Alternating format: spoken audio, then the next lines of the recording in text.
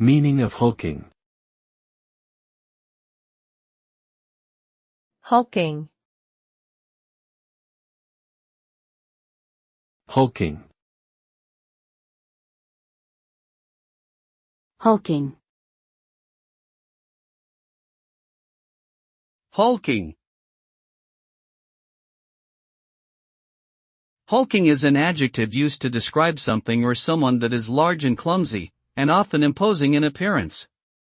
It denotes a sense of bulkiness and heaviness, suggesting that its size may be overwhelming or intimidating. A hulking object or person may lack grace or agility due to its sheer size and mass.